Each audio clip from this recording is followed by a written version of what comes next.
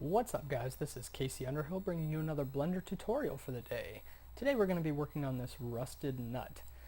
It's a hand-painted material which we will go over later in the tutorial. It sounds difficult but it's really not. I just want you to take a look at this rusted nut first and see that we have rust on the outside kind of flat surfaces, whereas the hard edges we do not. We've done this because usually when you throw a nut into a toolbox or a coffee can or something like that, it ends up brushing up against other metal objects and it brushes that rust off. And the edges that's what's getting hit the most when it brushes up against objects. So that's what's going to not have the rust on it. This works really well for hand-painted materials because you need this rust in specific areas and the non-rust to be in very specific areas. This is something that's going to be very hard to achieve with anything else. However, this doesn't just work for rust. You can use this for putting moss on trees or making a pathway in a grassy hill. You can use this for a lot of different things. So once you learn it and perfect it, which hopefully we can get you through that today, you'll be able to use this in a lot of different projects, some that you won't even realize that you need it. So let's go ahead and get started. I'm going to change to my 3D view, and we need to make sure that we're in cycles render, because if you're not, none of this is going to work. And then we need to go up to File, go to our User Preferences, and I'm already here, but it says Add-ons up here, the tab. And up here with the little magnifying glass, that'll let you search your add-ons. And I'm just going to retype in bolt. And that'll bring up this little box here that says Add Mesh Bolt Factory.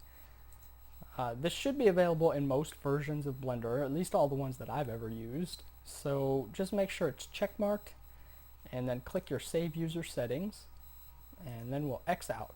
Now to make sure that this worked, to make sure we have it, we're going to Shift A. And that's going to allow us to add a mesh. Down here it should say bolt.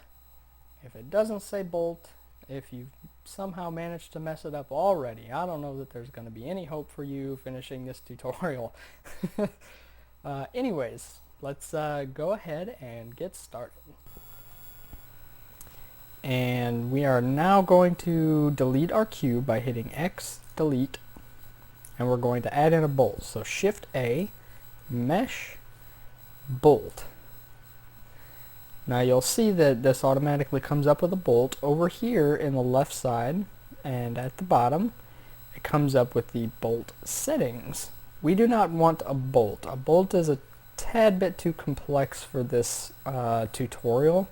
What we want is something a little easier. So we're going to click on Model Nut, and that'll change it right to what we're going to be working on. That's our nut. And then we no longer need these settings over here to the corner or to the side, so I'm just going to shrink them back down. And I don't think I need any of that, so I'm just going to hit T to get rid of it. Okay, so I want to scale this up just to make it a little easier to work with. If you want to keep yours small, you can do that as well. So before we do anything with the material, let's tab into Edit Mode. And make sure that everything is selected. If it's not, hit your A key to unselect all and then reselect all.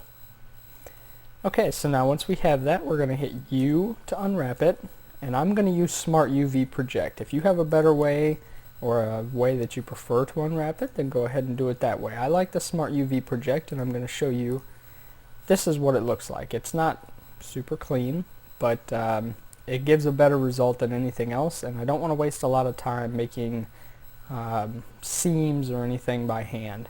So this is going to work for what I want to do. Alright, let me go back to my default, and I'll hit Tab. Now over here in the Materials tab, we're going to add a new material. And I'm going to go ahead and name this. I misclicked. There we go. I'm going to name this Metal Rust. Okay, so now that we have our material set up, we're pretty much set to go here. So let's go into our node editor, and we should already be right here set up to go. So the first thing that we want to do is we want to add a texture, and it's going to be an image texture. And let's go ahead and connect that to our diffuse shader that's already there. Do not open any images yet. Instead, we want to come over here and go to our UV image editor. And we want to select new.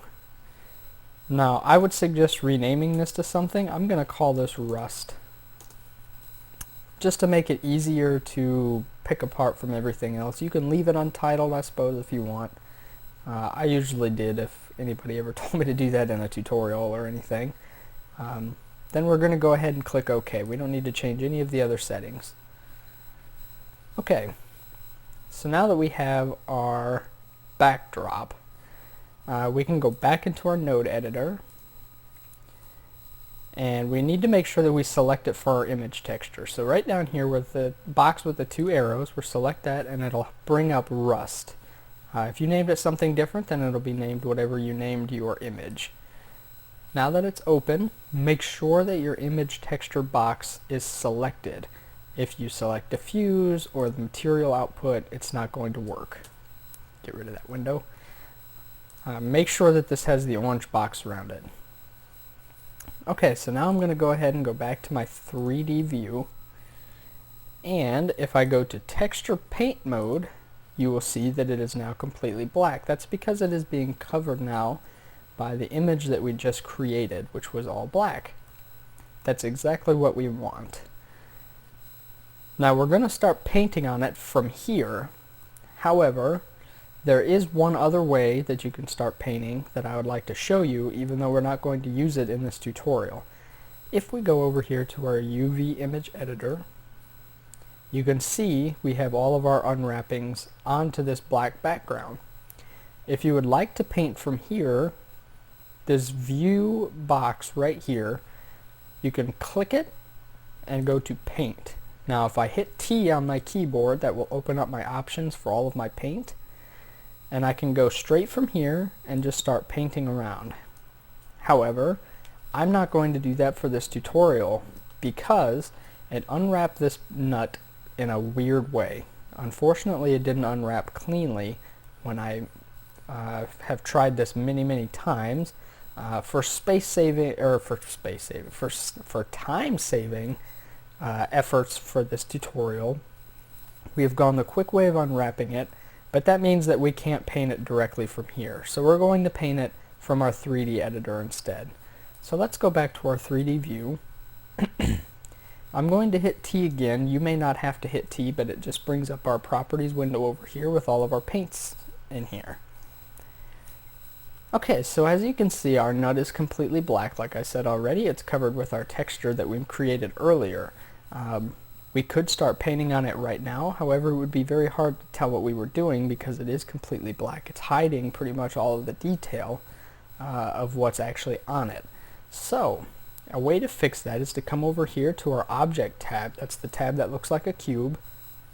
Scroll down to Display, and there's a checkbox that says Wire. That means it's going to turn on a wireframe mode. So now we can see our nut through our actual texture.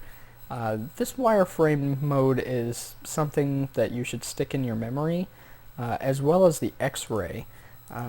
Both of these are going to help you out a lot when you're modeling and texturing. It's just a way to keep track of objects very easily when you're involving a lot of dark textures or a lot of different objects in your scene. Okay, so now that we have our wire, the first thing that we need to do is start painting. The idea behind this is that it's going to be a rusted old, sort of worn out nut. So we're going to be painting around the edges of this nut. Any surface of the nut that you think would get bumped around a lot, let's say it's been sitting in an old tool cabinet or something for a long time. You open and close that tool cabinet and it gets bumped around a lot into tools, into other screws and bolts, things like that. So usually something like right around in here, all the way around this top part, that's all going to be kind of worn away. So you're going to have almost a sanded metal look to it. It's going to be a lot brighter than the rest of the nut that is really old. We're going to make rusted. So despite me calling this a rust texture, we're kind of painting the parts that aren't going to be rusted but are going to be worn. We're going to start with our normal brush, which should be, let's see, we're set on pure white. Make sure that you're on pure white. You should already be on draw. Everything should be default. You shouldn't have to mess with any of this. The only thing that we're going to mess with is our strength. We're going to turn that all the way up to 1 to make sure that it is pure white. Anything less than pure white isn't going to work. And now we just need to start painting. Now I've hit 5 to turn myself into orthographic view.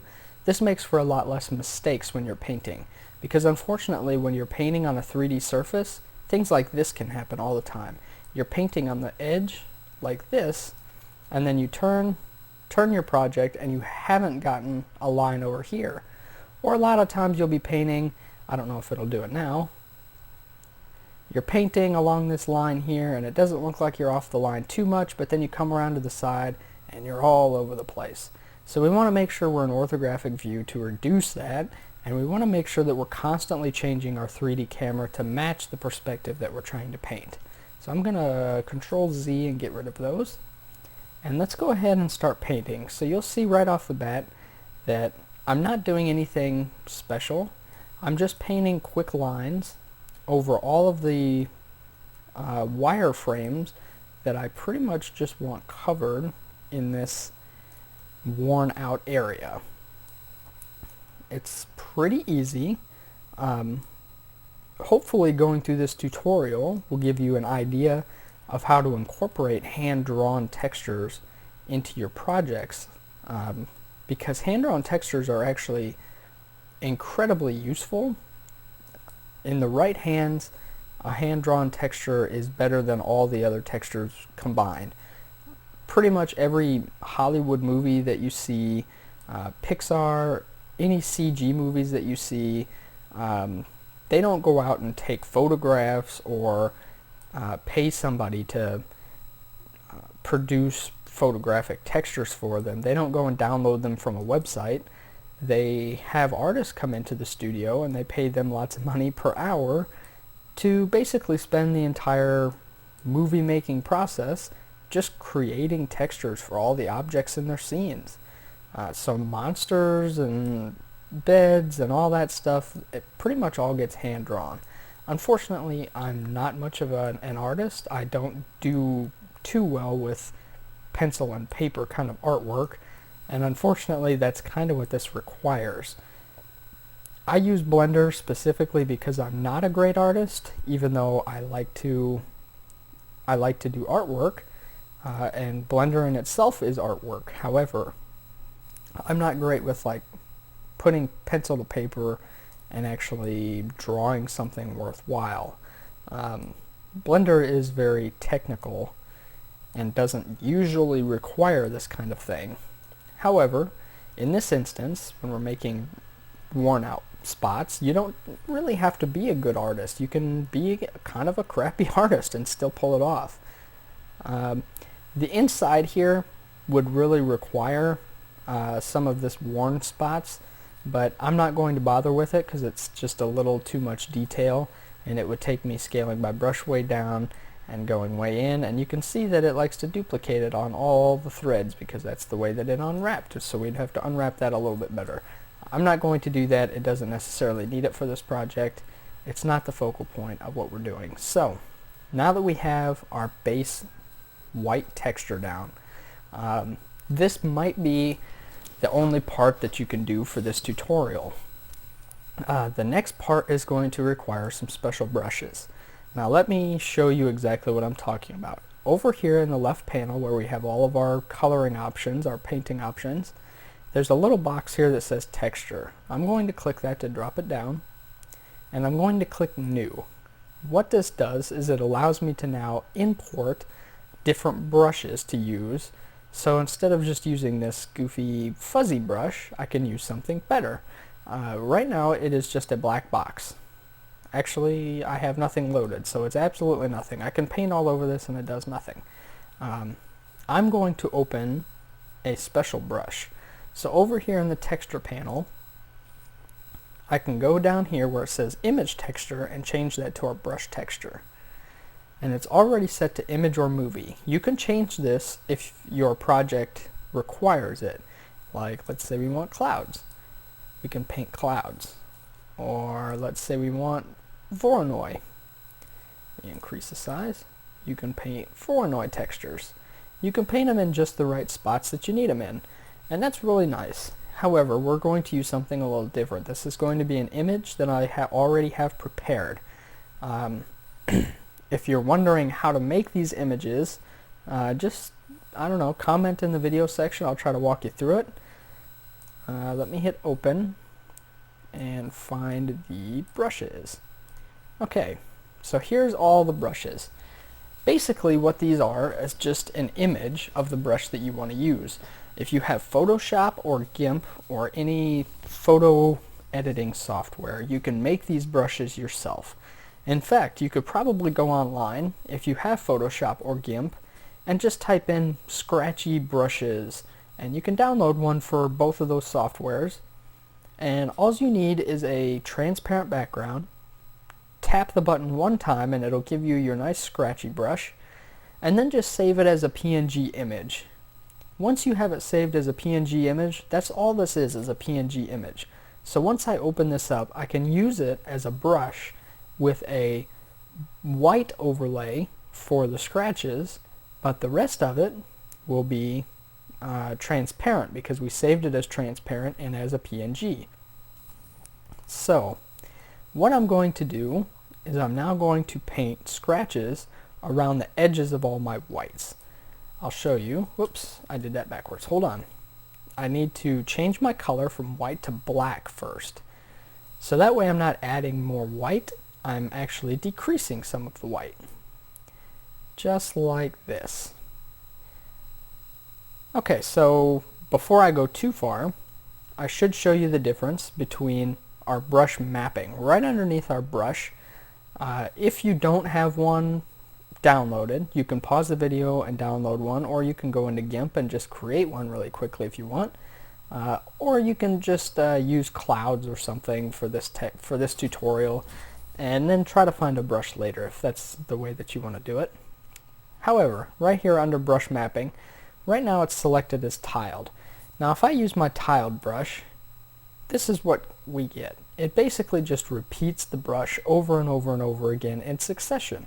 That's not exactly what we're looking for this. Instead, I find that the best way is to use random. So you'll see now with random, it just places the brush willy-nilly all over the place. That's exactly what we're looking for. So I'm going to undo that. I'm going to increase my brush size just a bit. And I'm just going to start painting around these edges. I just want to soften these edges up a bit, and I also want it to look scratched. That's why I'm using a scratchy brush. It makes it a lot smoother, a lot nicer of a transition when you actually put it into your node editor if you're using these scratchy brushes around the edges than it would if you were just using your regular fuzzy brush. So if I go in here and just start scratching around on this like crazy here. Now if I get out of lines on this, it's not a huge deal. As long as I haven't wiped away all of my white, it is perfectly fine. Because we want it to look worn. We don't want it to look particularly uniform. So I'm just going to each side, and I'm just using this scratchy brush all over this white, softening up those edges. Now I know we used a fuzzy brush before, so the transition is not horrible right off the bat. However, I'm going to leave one of these sides without doing my scratchy brush on it, and I'll show you how it turns out. You can tell me if it's better or not. Because even though it doesn't particularly present seams or any problems like that, you'll see that it just doesn't come out looking all that realistic in the end. Okay, now we're starting to get somewhere. We're getting close here.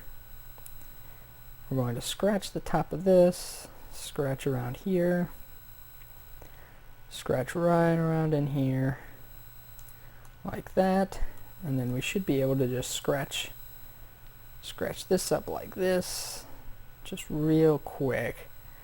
You'd probably want to spend a little bit more time on this yourself. I just don't want to bore you guys since this is a tutorial video. I don't want you guys falling asleep on me while I'm messing around with this, so I'm just trying to do it real quick for you. Even real quick, I hope that you guys will be able to see the very nice results that you can get from this. Okay, there we go. Alright, so we pretty much have our paint completed. I left the one side so that you guys can see what it looks like, but we are done with our painting. So now let's go back to our node editor. Let's go ahead and hold Control and left click, drag down. That's going to go ahead and cut that from your diffuse shader. And I'm going to pull it up here. Now I want to add two more image textures. One here and one here. I want to open two separate metal images for this. One is going to be a dark color and one is going to be a light color. Let me show you the pictures that I'm going to use.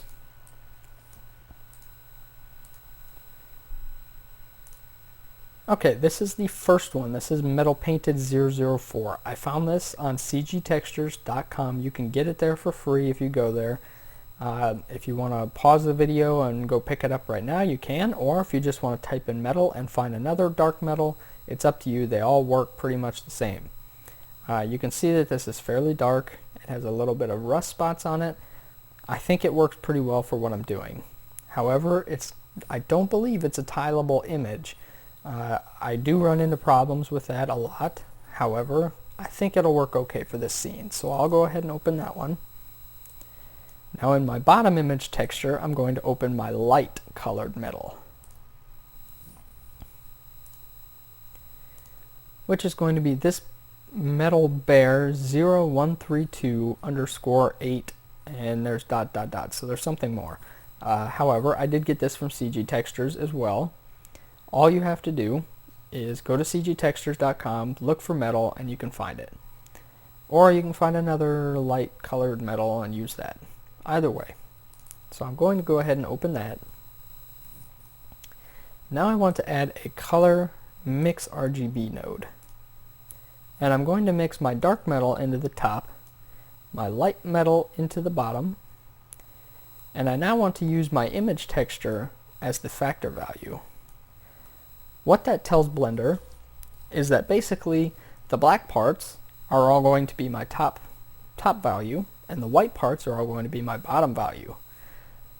That's exactly what we're looking for, because we want it to look worn, but we want both parts to be metal. And let's go ahead and connect that up and I'll show you what it looks like.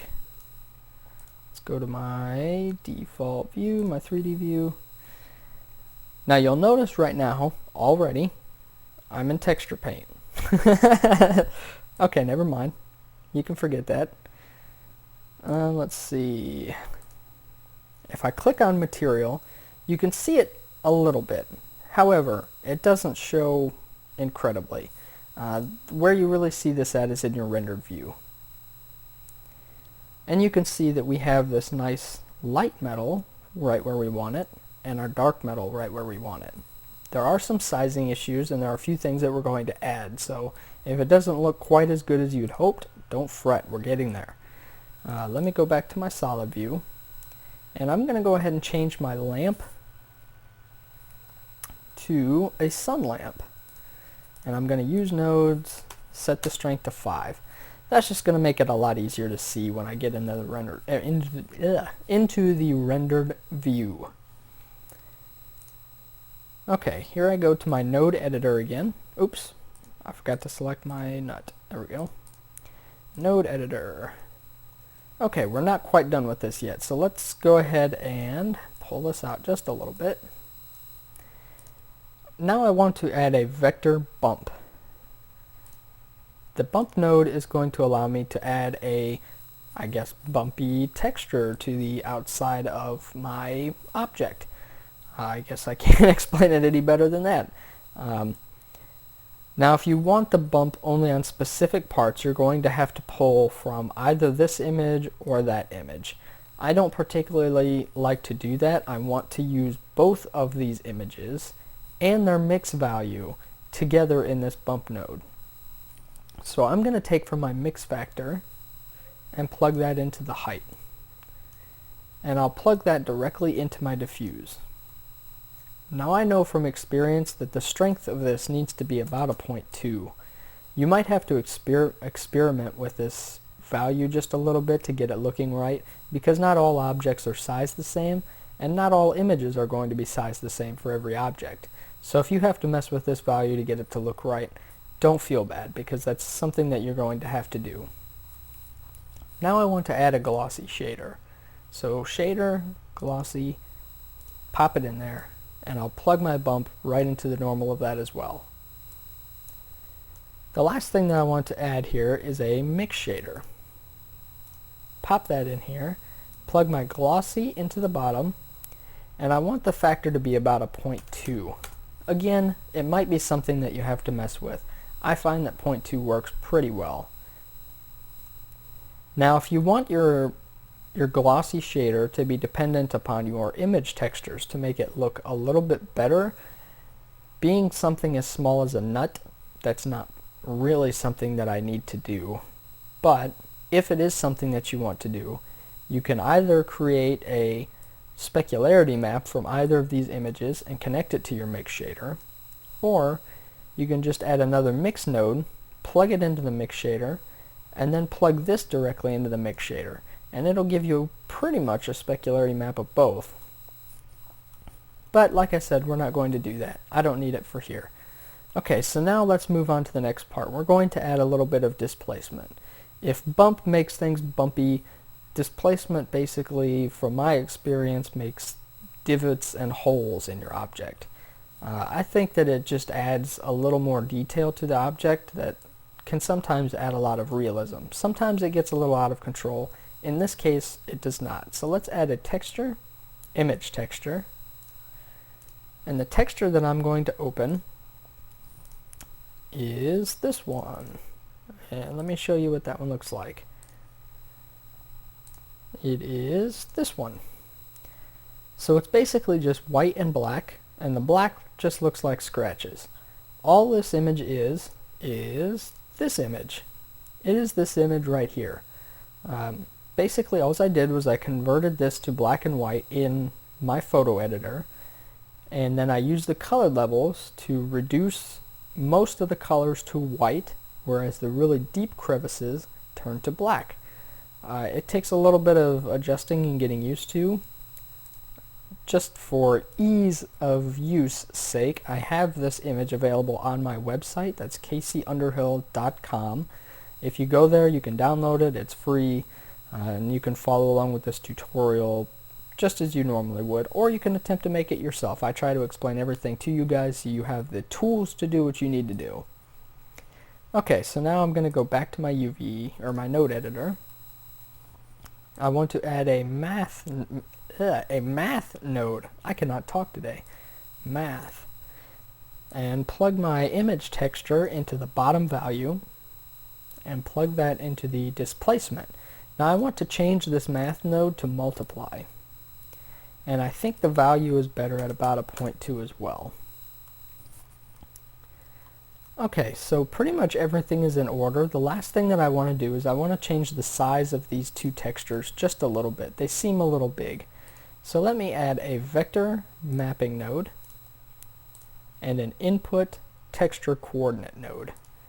I'm going to plug my UVs, which are my unwraps, directly into my mapping, and then plug that into the vectors of both of my image textures. Over here in the scale box, I'm going to change it to 2.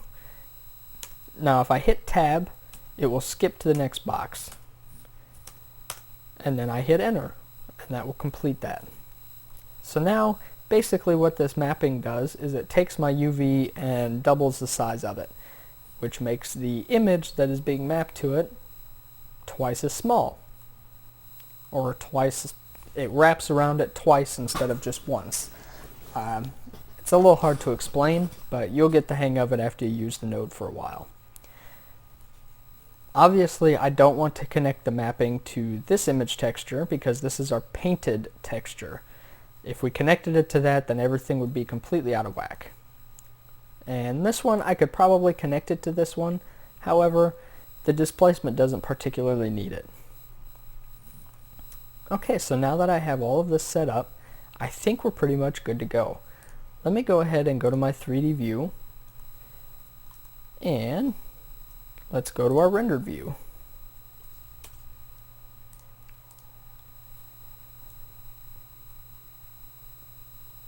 Okay.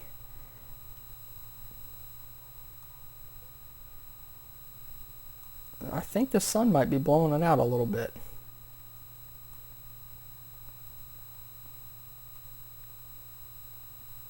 Hold on, I think my sun is messing with it. Let me go back to my solid view. Now let me pull my sun away from it just a bit here. Something like that. Okay, now let's give it a shot.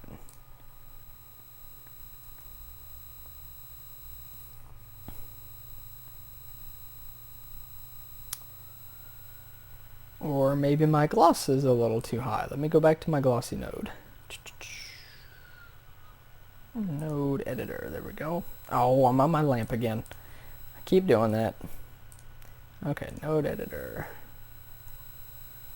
Okay, I've got the bump here, got the bump there, 0.2 of my roughness factor, 0.2. Let's maybe change it to like a 0.1.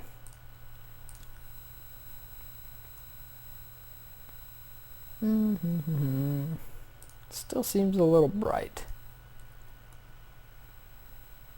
Fuse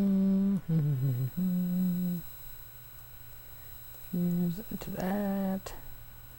That into that.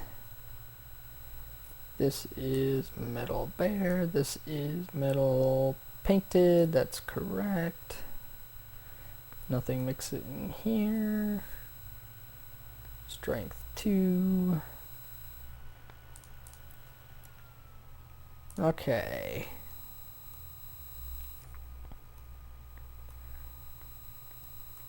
Okay, so let me show you these two sides. Right off the bat, it looks like my displacement is just a little too harsh, as is probably my bump map. So let me go to my node editor one more time, and I'm going to lower this down to maybe 0.1, and lower this down to 0.1 as well. Now we should be all set. There we go, that looks much better. I'm just going to pop that mix shader back up just a little bit. 3D view. There we go. Okay, so this is our finished product. This is one of the sides that we used the scratchy brush on. Let me get you a good angle at it here. So you can see that we have basically our outer edges here are nice and gray.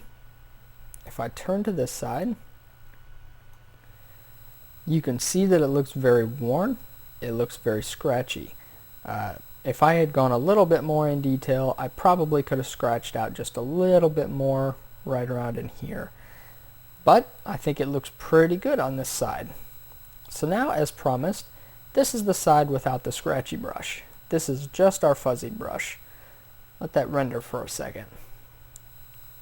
This is what it looks like without the scratchy brush. It just kind of looks too smooth to be naturally occurring rough spots on this nut, right?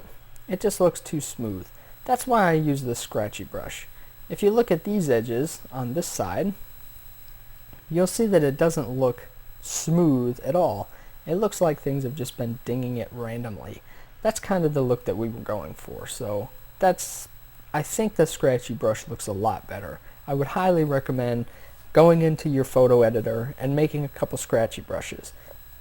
If you don't have access to a photo editor, or you don't know how to do any of this, just Google brushes for GIMP, or brushes for Blender, And I'm sure you'll find packs. There are a lot of people in forums that are giving them away for free, things that they have made.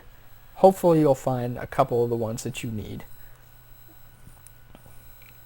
Okay, so from a distance, this is what our nut looks like. In the sun, we have a bit of gloss, we have a bit of rust, we have some worn edges, we have some nice indentation, so it looks beat up. This is how you make a realistic photo texture in Blender.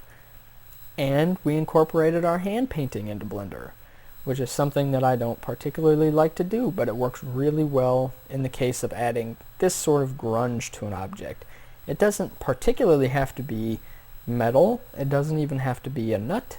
It can be on things like walls, or mountains, or ground, rocks. It can be paper, anything that requires just a little special touch that you really won't get from anything generated and that you can't find a good photo to replicate. You can use this hand-painted technique to do all sorts of fun things, and it pretty much just looks like a real nut, right? So I hope you guys learned something.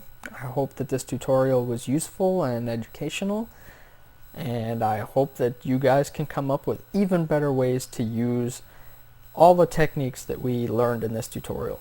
Thank you guys for watching.